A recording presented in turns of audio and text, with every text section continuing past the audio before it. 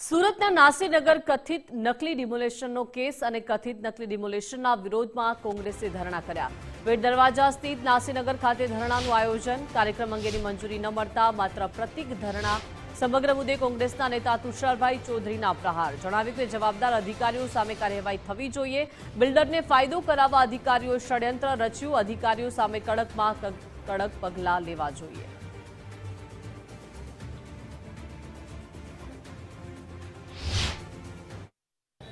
અમે આ ઘટનાને ખૂબ ગંભીરતાથી લઈએ છીએ, કારણ કે એક માનવતાહીન કૃત્ય કરવામાં આવ્યું છે। આજે 100 જેટલા પરિવારો બેઘર થઈ ગયા છે।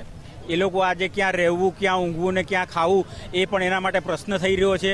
ત્યારે અમે મુખ્યમંત્રીશ્રીને પત્ર લખીને મેં માગણી કરી છે કે ઉચ્ચ સ્તરીય તપાસ સમિતિ ગાંધીનગર ખાતેથી એની રચના થવી જોઈએ અને આ સમગ્ર પ્રકરણની તપાસ થવી જોઈએ। અને જે પણ અધિકારીઓ, પછી એ મહાનગરપાલિકાના હોય કે પોલીસ વિભાગના હોય, એની સામે કડકમાં કડક કાર્યવાહી થવી જોઈએ। અને જે બિલ્ડરને ફાયદો કરાવવા માટે આ ડિમોલિશન કરવામાં આવ્યું છે, તો એ બિલ્ડરને પણ મહાનગરપાલિકા દ્વારા પરવાનગી આપવામાં આવેલ છે કે કેમ